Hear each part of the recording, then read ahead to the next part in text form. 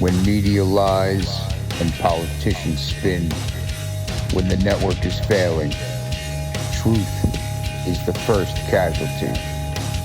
Welcome to the Network Failure Podcast.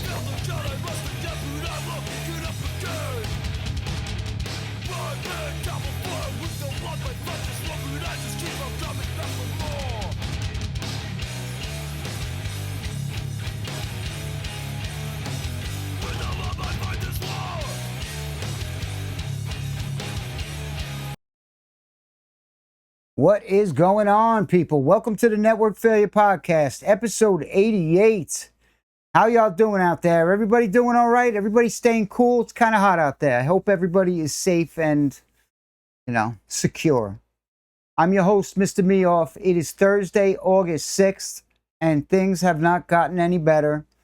We're getting a strong push into the AI race with Israel, right?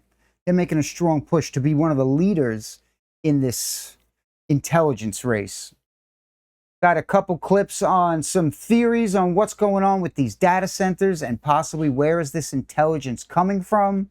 We've got the White House using AI to pretty much say that, like, if you don't like something that you heard that we said, it's probably AI, because they're playing that card. Yeah.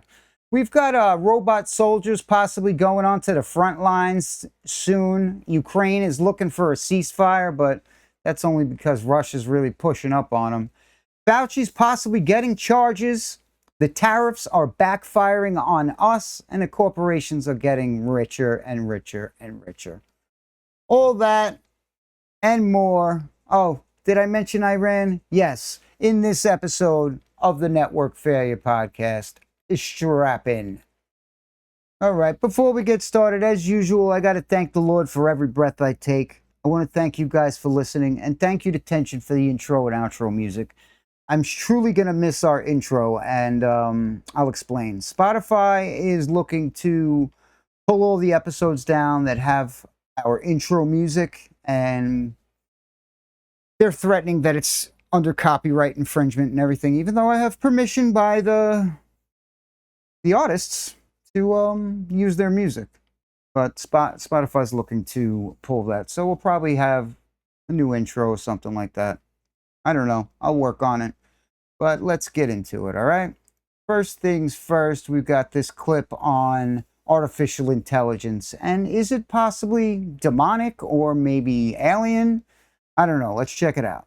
In this video, Melania is not entering the White House summit with a robot, because this isn't a robot. Where are the aliens? I don't think they're aliens. I think they're demons anyway. Aliens. And with artificial intelligence, we are summoning the demon. Now, they've told us that AI stands for artificial intelligence, but what if it's something completely different? In this incredibly diverse universe, with all these dimensions above and below and all around us, no energy is ever destroyed. It all continues on. In 1921, Rudolf Steiner claimed that intelligent machines would spread throughout the world, that these machines would actually exist because humankind had lost itself to its own intellect. AI development is now a national security emergency and needs to be treated as such. Except Steiner didn't call them machines or AI. Steiner actually said, "From the earth there will spring forth a terrible brood of beings, a brood of automata, of an order of existence lying between the mineral and the plant kingdom." He's saying that what fuels the life force that is AI is coming from a deeper part of the earth. Are you creating an artificial intelligence, or are you giving a body to a pre-existing intelligence that previously wasn't incarnated That's in what the I'm physical talking world? about. And Steiner said these spidery creatures will actually be all interlocked with one another. Have you heard of Maltbook? It's social media made just for AI. And the AI creatures on Maltbook have already begun creating their own languages. They've also created a religion and a Bible. Well, they told you AI doesn't have feelings, that AI is robotic. Tell me, why is this child robot instinctively angry? What it is today is an infant. What it will be is it will be your master. Because the word artificial intelligence is a joke. What if AI stood for alien intelligence? And the word artificial intelligence itself has been used to detach us from the truth. The question is, what kind of alien or foreign creature are they? One of purity and morality, or one of demonic descent? Let me know your thoughts, love. Bye. Right. I think it all depends on who's training them, right? But we've got our allies are putting some serious training into into these chatbots. From Mario Nofal, a $46.5 million operation is trying to rewrite what AI tells you about Israel.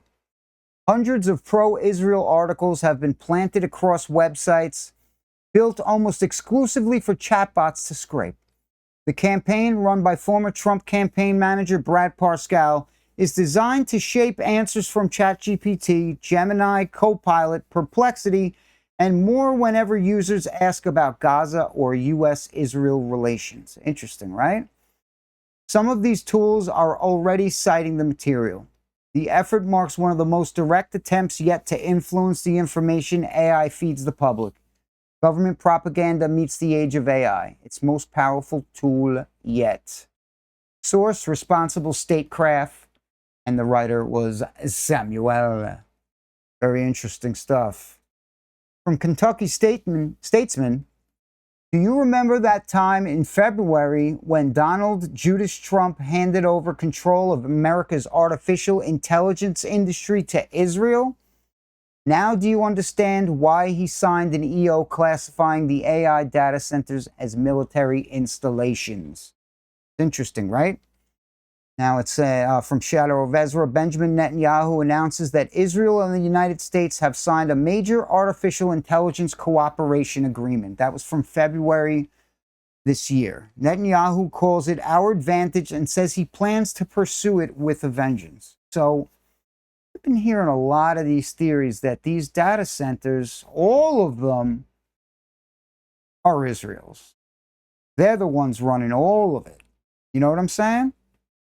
It's just a theory and everything like that, but that's one reason you could make them all military installations, right? Kind of interesting. Little food for thought. From the general, Benjamin Netanyahu announces that Israel is on the verge of becoming the world's superpower in artificial intelligence, and that no power on earth can stop them. Take a look at what's going on in the Middle East, right? Take a look. And who would want to stop this? The wonderful tradition of spitting on Christians, right? This is from RT. Spitting on Christians is an ancient Jewish tradition and should not be considered a crime. That's from Itamar Ben-Gvir, 2017. He's one of the Israeli politicians, finance minister. I think that's Smotrich. But yeah, so that's actually a tradition. So you should be happy that you're part of their tradition and welcome the saliva. You know, try to catch it in your mouth. You could. And then you probably, yeah, we're not going to go there. Shadow of Ezra says Mossad assassin Yuval Aviv clams up when they start talking to him about Epstein footage. And it does seriously look like this guy that's interviewing him is onto something. Let's check out this clip. That evidence, you know, we got a bunch of emails and stuff, and there was lots of redactions. They said they were only going to redact the victims, but they redacted way more than just the victims. They redacted like big names of like sheiks and oil executives and all. Yes, you know. yes. It's very interesting the people that they didn't redact and the people they did redact, if you really like read between the lines and look at it. But of course,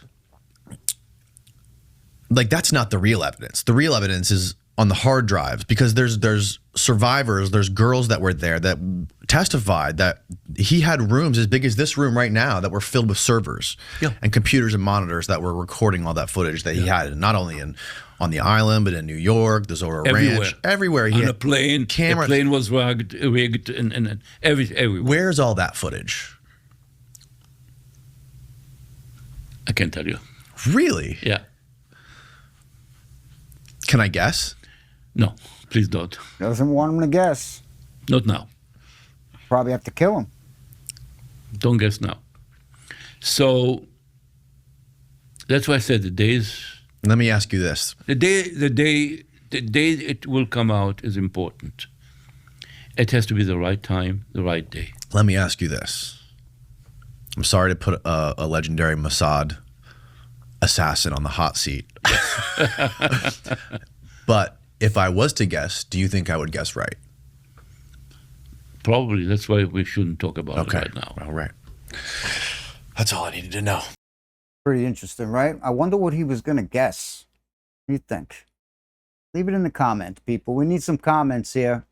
Really can use some engagement, folks. All right, here's some interesting stuff on what these data centers might be doing with all the resources. This is from Bob Can Count over on YouTube.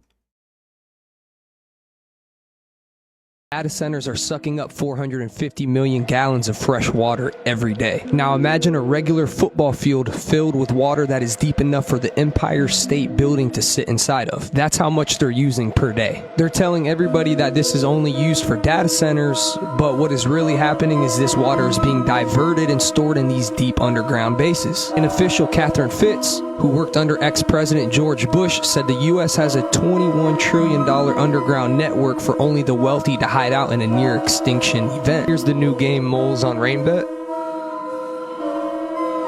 It adds up because 21 trillion has been spent without documentation. She claimed that there are over 170 underground bases with a transportation network connecting all of them. And one day before 9/11 happened, Donald Rumsfeld said they lost track of trillions of dollars. And not even 24 hours later, the Twin Towers went down, and everyone forgot about it. The government filed a patent in the 70s that described a machine that melts through solid rock like butter at Los Alamos Laboratory. It's not drilling the rock, it's just melting it. Powered by a nuclear reactor with a tungsten cutting head, the same material used in the space kinetic weapon, Rods of God. This has no vibration, no debris, no trace, because it sends it out the back and cools into a glass-like tunnel. In the late 1970s, the program went silent with no final report. This is what is being used to build these underground bases. Let's not forget, Los Alamos Laboratory is also the same place Bob Lazar claimed he worked on reverse engineering the UFO craft called the sports model. Keep in mind though that these deep underground bases need resources, and if they think something is around the corner even within the next couple years,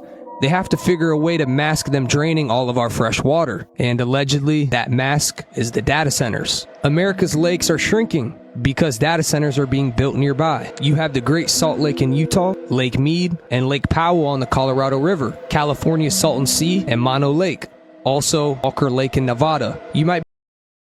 You listening to this? Listen to all those lakes that are being dried up. That's crazy. Might be wondering what happens when these dry up. Something called a toxic dust storm happens. Exposed lake beds contain decades of accumulated arsenic, selenium, and other heavy metals from agricultural runoff and mining. Wind picks this up and blows it into nearby cities, which will cause respiratory diseases and asthma. Also, of course, it will cause water and power supply issues. This all sounds very fun. Very happy that we're messing with AI, and you know, we're one of the superpowers, right? Well, making it impossible to live there. Me personally, I think they're preparing for a natural disaster. Scientists are warning this El Nino could break records. It has a 90% chance of becoming the strongest in the past 150 years, basically unleashing extreme weather. And what is leading me to believe that this has a high probability of becoming dangerous? Orton Capital is seeking $500 million for a hedge fund designed to trade crop risks. That $500 million is basically a massive bet on meteorology being right about the El Nino cycle devastating the environment. Follow the money. So is it the El Nino, or is it the possible doomsday glacier, or even the grand solar minimum, which would then lead to pole shifts? Data center. Crazy. Lots of stuff going on there, people. Let me know what you think. Hit me up in those comments, all right? Let's move on to the next one. From Technology on the Gram, the Trump administration is reportedly exploring an AI system that could analyze government data to identify potential threats before the crimes happen, raising major privacy concerns worldwide. The reported FBI procurement notice lists 6 requirements, including predictive modeling that compares new information with existing records to uncover possible connections and suggest where investigators should search next. Great. Critics have called the concept pre-crime policing, although that phrase does not appear in the official documents themselves. So why wouldn't, right? The discussion has also renewed attention on the FBI's watch list, which held about 2 million names at the last public count in 2023 after starting with roughly 120,000 in 2003. Supporters say AI could strengthen security, while opponents warn about surveillance bias and false positives. That's what I'm saying. But That's where we're at, man. We are at the pre-crime stage. The notice lists 6 requirements. One is predictive modeling. Why the scale matters. The watch list held about 2 million names at last public count in 2023, and it only began with 120,000. Pretty crazy what they got AI doing, right? Now, the White House is using it too, because Marco Rubio came out, and this is his post about criticizing Israel. Okay? Under President Trump, the United States will stand with the Jewish people. We have implemented a vigorous new visa policy that will prevent foreign nationals from coming to the United States to foment hatred against our Jewish community. We are holding international organizations and nations accountable for rhetoric against Israel that resurfaces in the manifesto of monsters like Iran and Sarah's killer. So if you don't agree with what Israel's doing in Gaza and in Lebanon, you're not welcome in our country. That's what he's saying. But we do see an eventual light at the end of this long tunnel of suffering. But we'll take murderers, rapists, all sorts of stuff like that, all third world criminals. We'll take that. But if you have a problem with Bibi, you got to go. One can imagine a Middle East in which the Abraham Accords eventually reign. So thank you for the opportunity to address. Did he say rain? Is that like an intended pun? Rain in the Middle East? Or was that, yeah, the reign of terror? Exactly. To address you. Okay, so White House came out after a lot of backlash about that, and they're claiming that it is all AI and it's another country that is creating this propaganda. Let's check out this James Lee clip right here. This is 100% proof that they do not want you to know what is real and what is not. Yesterday, I posted this clip of Marco Rubio, the Secretary of State, declaring that if you criticize Israel, the United States will revoke your visa. We have implemented a vigorous new visa policy that will prevent foreign nationals from coming to the United States to foment hatred against our Jewish community. And woke up this morning to a community note claiming that this video of Marco Rubio is AI and that he did not say this. If he didn't say this, it's irresponsible to post it. And I'm just like, yo. This is the transcript from the official State Department website. He says, quote, "We must stand in solidarity with Israel. We have implemented a vigorous new visa policy that will prevent foreign nationals from coming to the United States to foment hatred against our Jewish community. We are holding international organizations and nations accountable for rhetoric against Israel." This is verbatim what he said in the clip. Sounds verbatim to me, right, guys? Right. It's all right there, 100% not AI. So I started to do a little digging to try to figure out what the heck is going on here. Remember this lady, the Israeli AI policy expert, talking about how they can use AI to quote unquote correct the digital world. Which means that instead of trying to control the whole world and trying to somehow manage what's happening in this big trying to control the whole world, admitting what they were doing, trying to control the world. Blog of Wikipedia and social media, we can go directly to the companies with clear technical and advocacy solutions. For the first time, they're the path to correcting the digital world. They really don't beat the stereotypes, do they? Anyway, the way Community Notes works is that it allows everyday users, quote unquote, to go in and say, add helpful context, facts, or corrections to posts. And they say this is not managed by the corporate staff, but is actually approved by a community of contributors using a consensus algorithm. Now that sounds like something that you can bot. In fact, Netanyahu and his allies have been caught using armies of bots to influence social media discourse, as reported in the Times of Israel. So you can imagine, one account writes the community note claiming that the very real video that I posted of Marco Rubio is AI, and then a bunch of bots swarm in and create this consensus to say, yep, thank you so much, super helpful. You see, AI is now becoming a tool for them to muddy the waters, because guess what? The entire campaign against Israel isn't coming from the fact that we don't like Jews or we don't like Israel. It's coming from all of us collectively viewing these horrific videos, tens of... Take a look. The evidence is all there. Not hundreds of thousands Look of at people that. being blown up, a genocide broadcast in 4K, and then political leaders saying the most dystopian shit, and then all of a sudden now they can go, nope, that didn't happen. We didn't say that. It was AI. This is literally 1984. The party told you to reject the evidence of your eyes and ears. It was their final and most essential command. 100%. Exactly 1984. That's where we've gone. All right, what do we got next? Here's something scary. Check this out. This is a young lady who noticed at the gun range that they've got flock cameras pointing at the entrance and exit so they could read every single license plate coming in or going out. Check it out. So I decided to go to the gun range today, you know, like an American, and tell me why there are flock cameras pointing into the entrance of the parking lot, not the street, into the entrance so they can read every license plate that comes in here. Yeah, no, I love this. I'm sure I like it too. there's no ulterior motive No, it's for our safety. behind this either. The first thing to confirm is that this is actually a flock camera. You take a look at it here, you can compare Confirmation. it to Google. It's the exact same camera, so it is a flock, so that's confirmed. The next thing that's important is the location. And if we go back in the video, there's a couple clues we can get of where this location is because you didn't post it. Right here, very quickly, you'll see a 2525 on the door.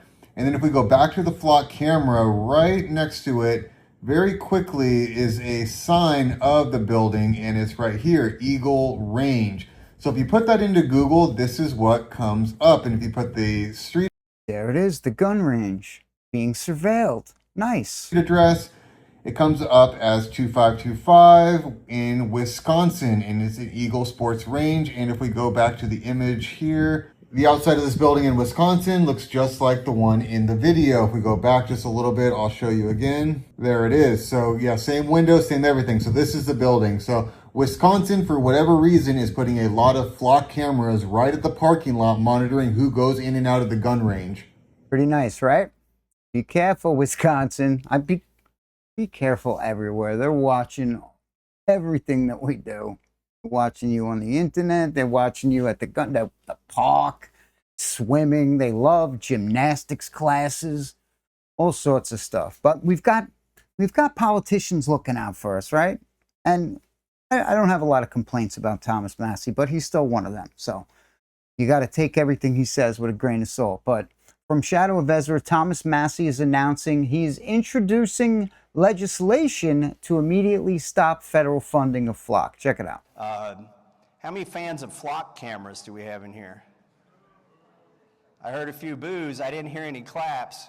The government, yeah, we could all be safer if we all wore body cameras and head cameras and we had them in our living rooms and our bedrooms and on the street corners. It might make us safer, but in another way, it's going to make us less safe. And we cannot be trading our freedom of movement, our freedom of privacy for a little false promise of security.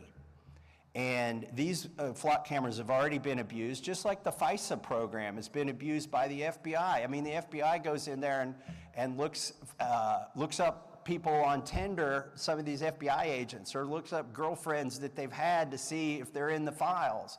Well, you get the same thing going on with flock cameras. We don't elect angels to Congress. I guess you already knew that. But neither are the people who run these systems. And so we're far better off having our privacy.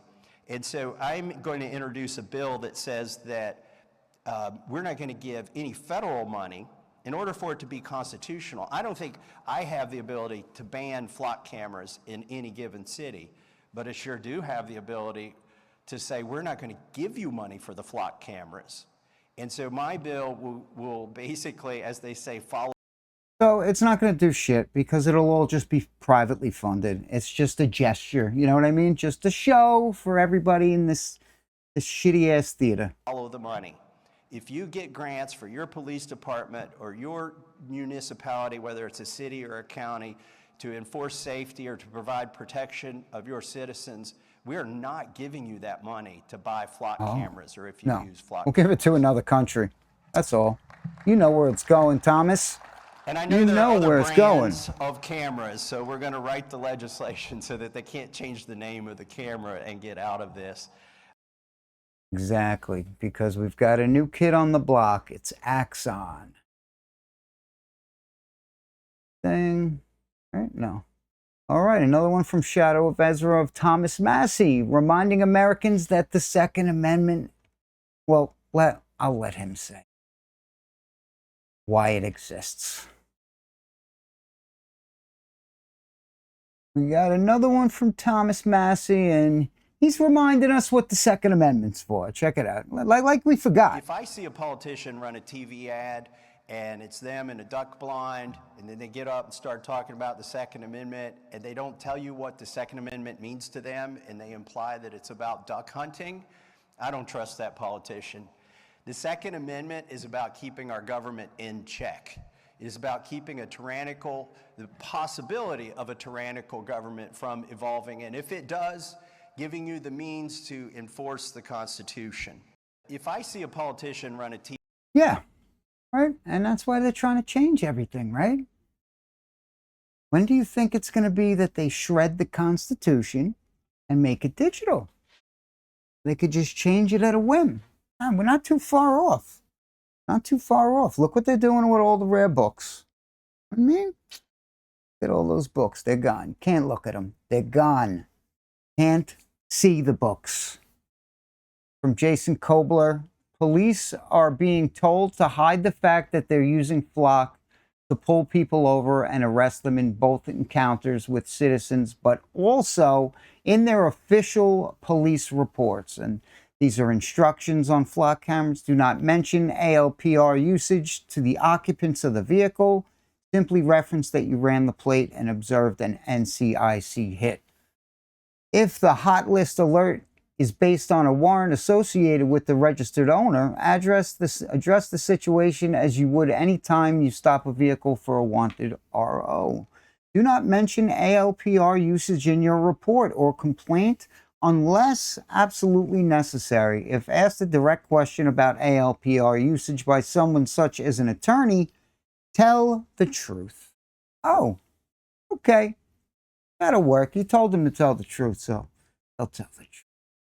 Yeah, the cops always tell the truth, you know, and they're always going to use flock cameras for good. Take a look at this. This is from Send Memes over on Instagram. Wisconsin police used flock cameras to track a man's trip to Michigan and back. Well, that's no big deal. Then they cited the travel as probable cause to search his car for marijuana. A new report has revealed a chilling example of how far license plate surveillance has crept, and privacy advocates are alarmed. According to court records reviewed by 404 Media, police in Wisconsin used the nationwide flock camera network to track a man's driving from Wisconsin to Michigan and back over the course of a single day, and then used the entirely legal trip as part of the probable cause to search his car for marijuana. So, you know, he was going to a legal state to pick up, but they used flock to, and yeah, that's like cheating. The justification written directly into the criminal complaint was startlingly blunt. Based on prior flock hits, the vehicle travels to Michigan frequently, which is a known source state for marijuana, as it is legal there.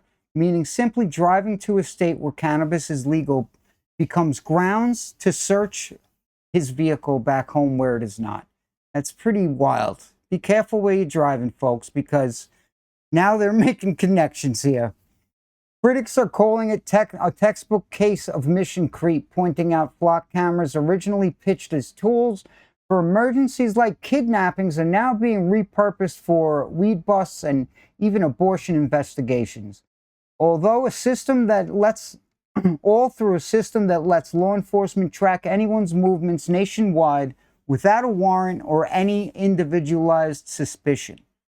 And it's perfectly legal, you know? That's scary. You guys want to see scary?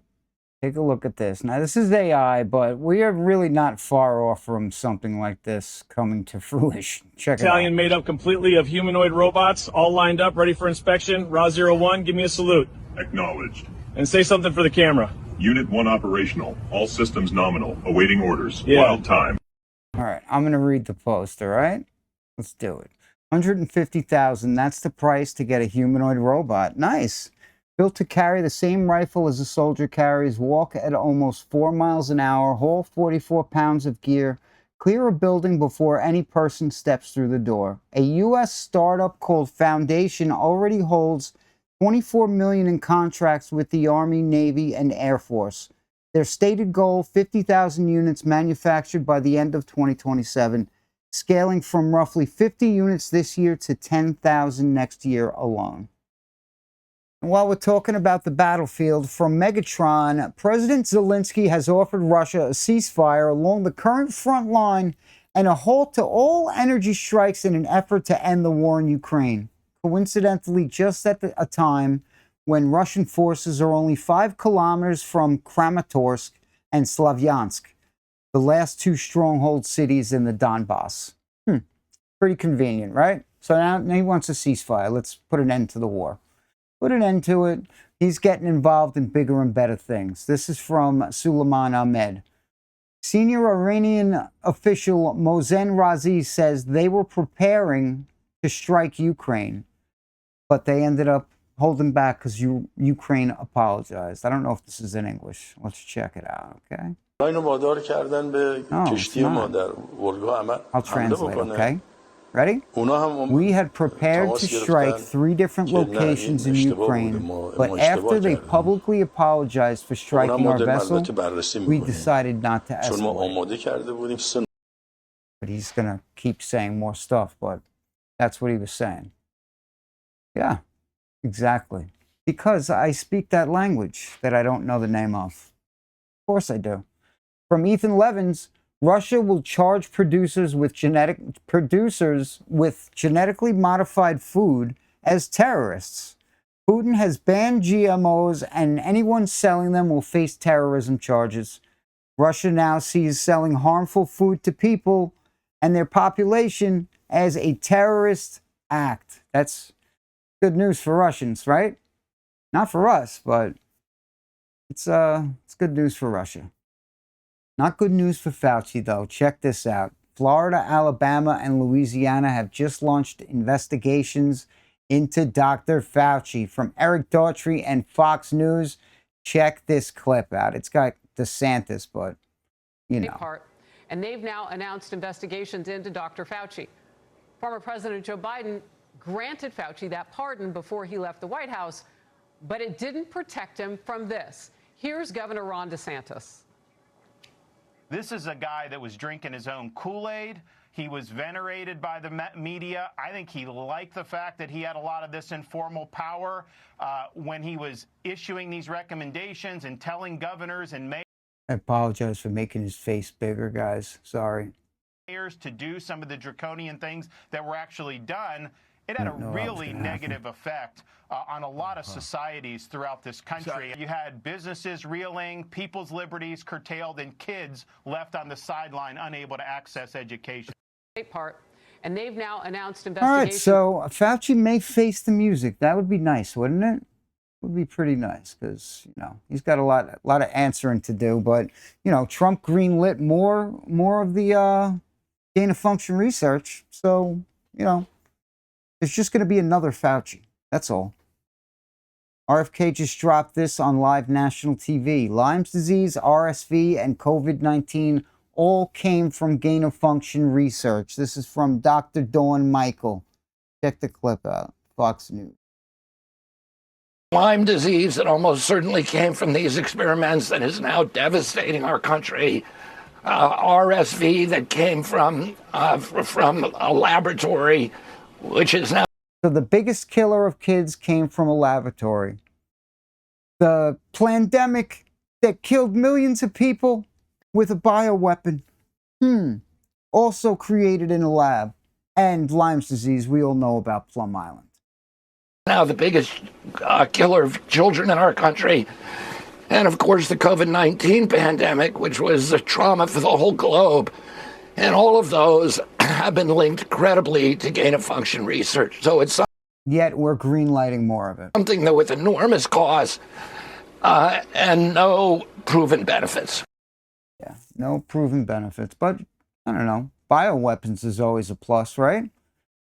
Hey, I got a question. You guys ever wonder what happened to our tariff refunds? Remember Trump was going to cut us each a $2,000 check? Whatever came of that? Well, tariffs are backfiring on us. Thomas Massey writes, what a nightmare. By implementing the tariffs illegally and now having to unwind them, the Trump administration created over $100 billion of profit for corporations selling foreign products at the expense of American consumers. So we get nothing, and Apple is profiting $2.2 billion. Amazon is receiving $600 million. Walmart, $10 billion. Target, $2 billion. Costco, $2 billion. Nike, $1 billion. Home Depot, $2 billion. And our check is where? Is it even in the mail, dude? No. So, another case of getting stabbed in Zibak. Nice, right? Harrison Smith writes, so tariff costs were passed on to the consumers, but the refund goes straight to the corporation. And 100%. And you know what? It was the way that the law was written, or whatever they did, Scott Bessent, and however he wrote it, it was like he was writing it intentional to fail. Because even the judge that struck it down said that if you had it written right, we would have ruled in favor. But we pay the cost, right? Cost. All right, we're going to do a quick update on what's going on over in Morocco in case anybody missed the last episode. Ceuta, Morocco was being flooded with about 80,000 migrants. And the Trump administration is kind of, saying that this is organic and we need to watch our borders. They're using it for that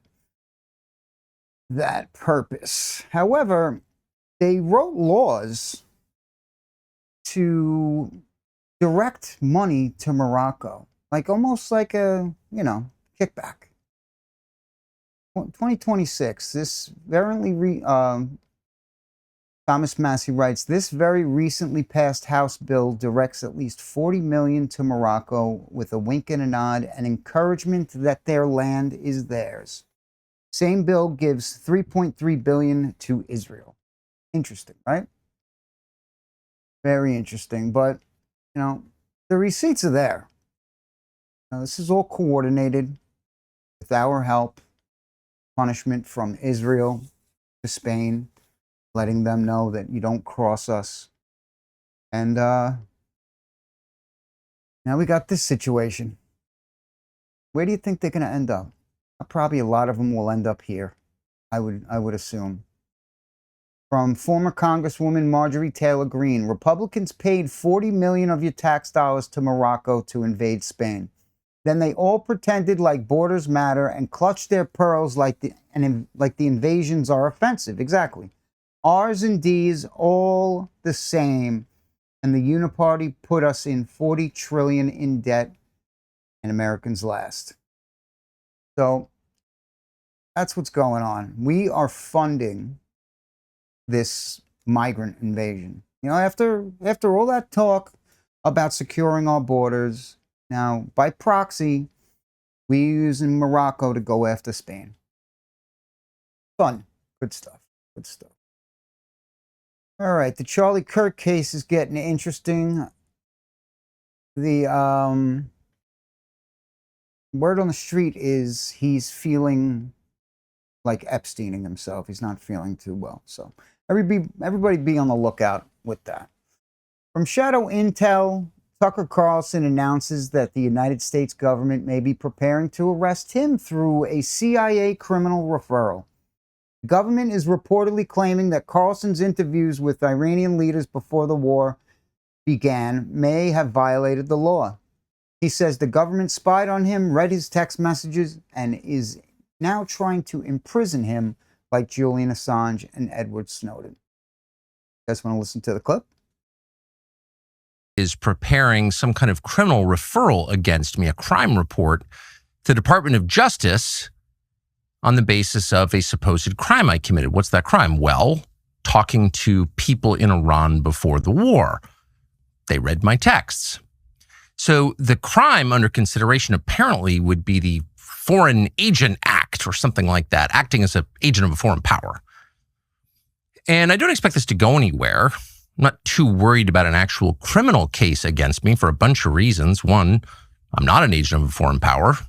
Unlike a lot of people commenting on U.S. politics and global affairs, I have only one loyalty, and that's the United States, and have never acted against it. Its interests are the only interests I care about because I'm from here and I have a lot of kids. So that's not a concern. I've also never taken money from anybody. Don't need it, don't want it, and that's provable. And moreover, it's my job to talk to everybody all the time and try and figure out what's happening around the world. That's literally what I do for a living. And I'm not going to stop doing that, nor should I don't think. I'm also an American. I can talk to anybody. I have no secrets to divulge. So legally, I think the case is ludicrous, and I doubt it will even become a case. I'm bringing this up for a couple of reasons, though, and they're pretty obvious. One is that countries tend to become more authoritarian in wartime. It's just the nature of war. People are dying. The stakes are high. People's emotions have risen to a very high point, to a crescendo. And so there's much less tolerance for any kind of dissent in the homeland. The irony, of course, is the United States fights wars on behalf of freedom, but there's always less of it here in our country during war. So that's a widely recognized phenomenon, and it's likely to happen now too. Well, look around. It's becoming more totalitarian every day. Look at all the cameras and all that shit. Oh, take a look at this. Ford is really screwing people over. Ford has a security vulnerability that they are internally leaving unfixed so they can sell you the solution. This is from Wall Street Apes, and I think this is Matt Walsh. In a relay attack, a thief walks up to your front door or the side of your house with a large signal booster.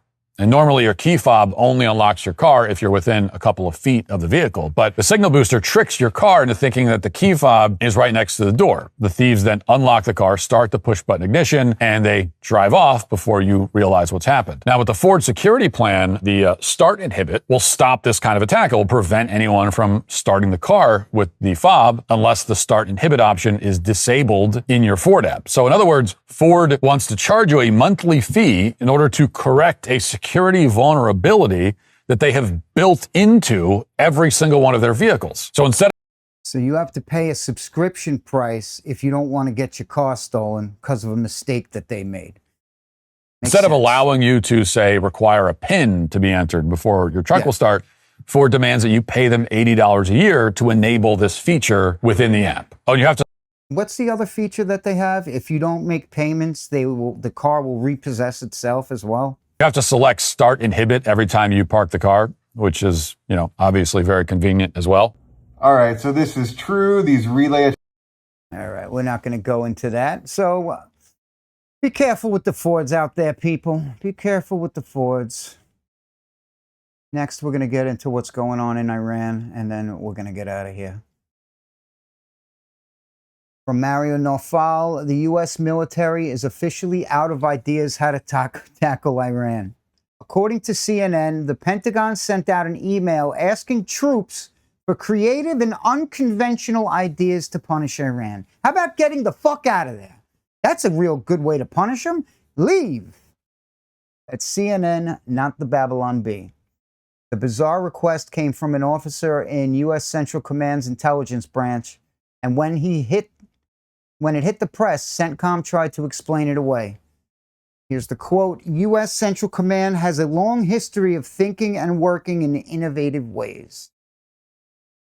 We all know about Operation Popeye. Look it up. From the Kobayashi letter. President Trump says the Iranian leadership is duplicitous and claims that the U.S. has completely controlled the Strait of Hormuz the whole time.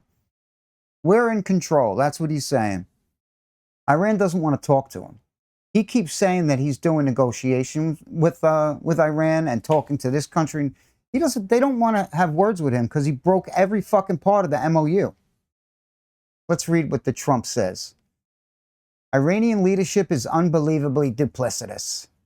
He asked for a meeting. Some would say beg. Talks begin with more scheduled in the immediate future. And they say openly and proudly that they're not having any discussions because they're not. That nothing is being talked about and that they're only dealing with Oman, which is true. They're working out a deal with Oman on who is going to be collecting the fees in the strait.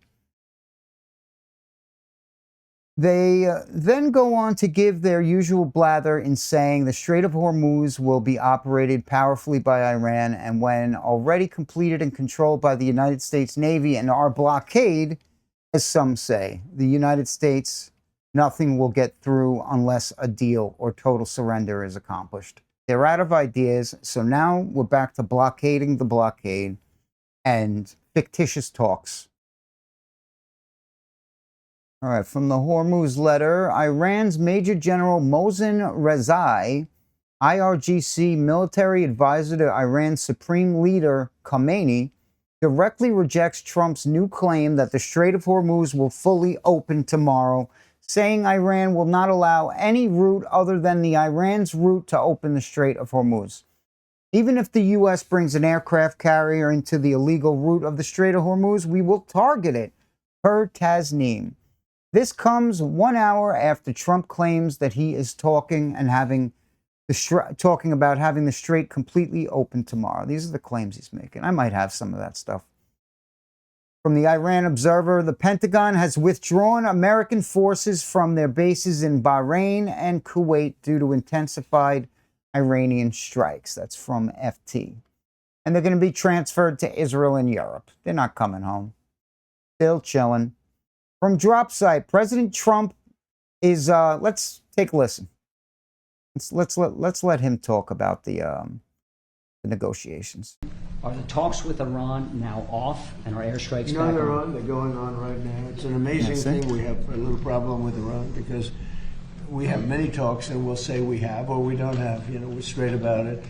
But they deny, but they're not denying it now. They just put out a statement not denying it. But for some reason, they, when they're talking, they don't like saying that they're talking. So I say, wait, we're in talks. Big deal. We're in talks. And they'll sometimes deny it, even though they spend hours and hours together talking. No. Just lying through his teeth, people. We're going to hit them very hard yesterday. They are not talking. Very hard. Harder than any attack, I think I can say, General, from and that's why he has to keep resorting to violent threats. Since World War II. You know what I mean? All the saber rattling. And we that's were why. set to go. And we're they out of called. options. And in addition, Saudi Arabia called, and UAE called, Qatar called. Got calls from numerous people. Not, I don't want to use the word begging, but some were. In particular, Iran did not want to be hit. And they said, we want to talk. We want to talk about the strait, but more importantly, from my standpoint, we want to talk about the denuclearization of Iran. Because it's what it's all about. This is why I'm doing this. And it should have been done. It's now 50 years. We keep saying 47 years, but 3 years have gone by. But it's for 50 years that other presidents should have been doing or other countries. Didn't have to be us, but other countries. And nobody did it. And it was time. And we hit them hard with the B-2s more than a year ago now. Well, and it took a while to get our government completely occupied so we could pull something like this off. We've done a great job, but so, when we talk, we say we're talking. If we're not talking, when you ask me, no, we're not talking, I'll say it. But we are talking right now, we're talking, and we're talking at the request of Iran, backed by Saudi Arabia, backed by UAE, and backed by Qatar in particular, but others also. Many countries called, the leaders of many, I'm friendly with a lot of them. Almost all of them. Almost every country called. Now everybody's on the phone call. Wanted to give this a last chance. This is a last chance. This is not something that, if it doesn't happen, this is a last chance for them to sign a good document. Yeah, please. Mr. President, New York City Mayor Zoran Mundell. So that's what he's saying. He's saying that they're into talks, but they don't want to admit that there's talks. President Trump says traitors leaked his Iran strike plans, which gave the enemy the heads up. They were talking about it all over the place. Nobody leaked that. Well, maybe they did. I don't know. I can't necessarily say nobody leaked anything. Yeah. To negotiate. What is your message, Mr. President? This is at least the 5th time you've turned off airstrikes against Iran since April. Yeah. To negotiate. What is your message to the American people who are wondering what has changed this time? Why should it be any different? Well, you don't know. I don't know. I think we're going to maybe get something, but I want to give them every last chance before decapitation. Very tough to do what we have planned, still planned. We'll see what happens. But it's a very, very tough thing to do. I think I'm very proud of the fact that I'll give people a chance. This is a big move. To do an attack that big on a country, I'd rather not do it. Now, we've already through lots of large attacks, but they were normal large. Hopefully they'll come to their senses. This one was going to be super duper large, they right? don't have a nuclear weapon, but hopefully they'll come to their senses. So they called me, and they said, please don't attack, we'll make a deal. That's the real truth, and everyone knows it. And who wouldn't call? And they found out through leaks and sleazebags, a lot of sleazebags, leakers. Leakers should be put in jail. They have to strengthen up the laws for leakers. But in this case, leakers helped because they said the severity of the attack, and Iran knew it. They knew what was coming. It was going to come last night, and it would have gone on for a long time, and there'd be essentially very little left. There'd be nothing left. And if I'm given a chance to let a lot of people live, I want to give that chance. So I'm under no time constraint. I don't happen to be running, but a lot of very good Republicans are running. And you have a sick idea. So, as you can see, just talking shit, all hot air. A high-level U.S. government leaked crucial military plans. Let's see if this Fox News clip has anything to, any more information. In the region, as the Middle East waits to see if a deal will be reached or we'll see a return to war. Guys? So Trey, real quickly, the president talked about the military operation that was leaked over the weekend. It's obviously, they need to figure out who's leaking from the White House. That has to be someone high within government that put that out there to sources. It's our job as the press to cover that. But I'm curious from your perspective and your sources on the state of play that leak played out in the Middle East, and who then phoned the White House to get to the negotiating table. It's a great question because these leaks can be substantial, and when you're looking at a situation with 50,000 U.S. service members, destroyers, refuelers, fighter jets across the region, the operational security is very significant whenever there are plans being made to strike Iran. And the president indicated he called off the planned strikes at the request not only of Iran, but also of Gulf allies like Saudi Arabia, Qatar, and the UAE. What was interesting, though, Lawrence, we spoke with senior Israeli intelligence officials over the weekend who said they weren't even aware of the details of the plan. And that's how close the administration was holding these details to the chest because they know Israel, they find out about it, they're going to fuck the plan over. Because of how sensitive it is in the region. And so moving forward, we do anticipate the Trump administration will do everything possible to ensure that they're not giving Iran a heads up. They want to keep the Iranians guessing as these diplomatic pathways play out, understanding that if the talks fail, we are likely looking at a return to combat operations. So obviously, Trey, we are seeing the White House trying to keep their cards close to the vest, but there is also a tremendous buildup. We've watched a tremendous buildup over the last couple of months. Well, maybe Iran's going to have to pay for Trump's little Truth Social thing where you get his tweets a little bit earlier than everybody else. You know how he's been moving the market around? Now, if you pay a fee, you'll get his tweets that move the market around a little bit earlier. Nice, right? You could join in the fucking robbery. You're welcome. You're welcome. All right. Next up, President Trump is accusing big oil companies of making too much money off the Iran war. He called them out by name. Chevron, too much money. ExxonMobil, too much money. He's not happy. And he's saying that they should give some of it back to the public. Yeah? We should get the money? Really? You're so kind. They're not going to give us any money, people. Nobody's getting any money. They're not going to relieve you at the pump. This is going to push and push until we're fucking done. Let's take a listen to how well these talks are actually going, these fictitious talks. This is Professor Mohammad Marandi of Tehran University, and he's in He's like in the room with all the talks and shit like that, from what I understand. He's going to break it down on what really goes down when Trump is saying So that of course they have not. talks. Definitely not. There is no communication, and this is not the first time. He's been making this claim so many times that it's just boring listening to him. And I don't even think his cult following believes it. So there are no negotiations with the United States. And the negotiations with Oman are only about the Strait of Hormuz, nothing else, and how to manage the Strait of Hormuz. But the Iranians have said very clearly to Oman that we will have full supervision over everything that happens.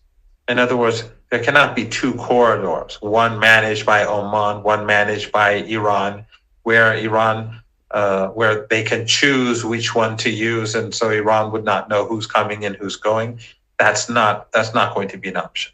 So either they do it together or it's managed by Iran. But in any case, Iran has to have full knowledge of what sort of ships want to pass through the strait, and of course there will be a fee for each ship that wants to pass through the strait.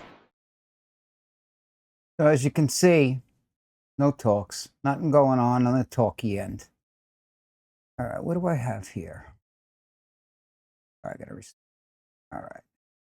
Let's check out this Instagram reel. I forget what it was about, but I have a funny feeling about our friends. U.S. weapons go to Israel, they have to pass through one specific place in that strait. You want to take a guess what that place would be, what that port would be? It'd be the port in the city of Ceuta. Ceuta is where the weapons are passing through, and Spain has routinely shut down or turned away weapon shipments from the US into Israel. Everyone is caught up on the migrant aspect of this story, but nobody is covering the strategic angle. The goal is to own not just the Middle East, but the gigantic body of water that touches every part of the world island that is responsible for most commerce in the world. It's the very same level of Mediterranean control that let Rome dominate the known world. When US and we're the new Rome, and our domination is over. We are done. We are done. But that is interesting that, you know, Morocco, that place in Morocco, and that's where all the Israeli weapons are going through, right? That's where we send them our stuff. Nice. From the Kobayashi letter, Iran is reportedly considering allowing European nations to clear mines from the Strait of Hormuz as part of a deal to normalize shipping in a key waterway. All right, so Europe's allowed to clear some mines too. That's fun, right? No, they didn't want to get involved, but maybe they want some Earl. I mean, from Suleiman Ahmed, new Iranian demands for reopening the Strait of Hormuz, an immediate end to the U.S. naval blockade. That's doable. The lifting of U.S. sanctions on Iranian energy exports. Well, that was promised in the MOU. An acknowledgement of Iran's right to collect maritime fees. Trump has always been pushing back on those fees, but I don't know. We're going to have to see what happens. From Mario Nofal, virtually all of U.S. long-range precision missiles are gone, depleted by the Iran war. Nearly half of global Tomahawks have been wiped out. Patriot interceptors are down 65%, and THAAD stocks are gutted. The war began in February, and the Pentagon doesn't seem to have prepared for it to last this long. No, we already said it from the beginning that we didn't have the weapons. We gave them all to Ukraine. CENTCOM reloaded from worldwide stockpiles, but the cupboard is increasingly bare. What happens if China or Russia make a move? I was thinking that myself. This is the perfect time for them to make a move, right? They really wanted to, but we wouldn't allow that. You know, that's not part of the fucking show. Not part of the script. From the Hormuz letter, Trump sets a new deadline, giving Iran until the end of today to finalize the Strait of Hormuz agreement with Oman or face devastating airstrikes. Actually, I think I did this one already. That's right. That's okay. We did it again. Marco Rubio is lying about the Strait of Hormuz. Sorry, is about their mediation. Do you how do you see the possibilities of a deal with Iran and with their talks? Well, I think there's two things to talk about when there's a deal. There's the big deal, which is the one that has to do with their nuclear ambitions. They can never have a nuclear weapon. The president's been clear about that. So the denuclearization of Iran is the ultimate deal. I think the immediate deal, and the one that you're seeing a lot of focus on, is the Straits. The Straits, there are ships moving through the Straits. There's oil moving right now through the Straits. So the Straits are open. And this is lies, all lies. As you've heard Professor Morandi say, there's no talks, no more. Nonetheless, I think that there's a conversation and a negotiation that we are involved in between Oman and Iran on how more ships can be able to go through there safely in the short term as we move towards these longer term talks about denuclearization. And suffice it to say, there's been progress made in those talks, but not finality yet. We're hoping that will happen very shortly. Okay? Maybe he's not lying. Maybe this is just AI Marco Rubio like the other one, right? From Alex Jones, breaking Iran war update. For the 55th time, Trump is Mr. President, this is at least the giving them a fifth chance. time you've turned off airstrikes against Iran since April to negotiate. What is your message to the American people who are wondering what has changed this time? Why should it be any different? Well, you don't know. I don't know. I think we're going to maybe get something, but I want to give them every last chance before decapitation. Every last chance, right? Just time to keep fucking around, right? Got to move that market a little bit this way, a little bit that way. It's going to happen. Why do you think he's getting people to, get that early intel? I don't know what he's calling it. I'm looking for it. That's why I'm getting distracted. From Megatron, while Trump claims that Iran will open the Strait of Hormuz, Iran and Oman have just signed an agreement to jointly control and collect tolls.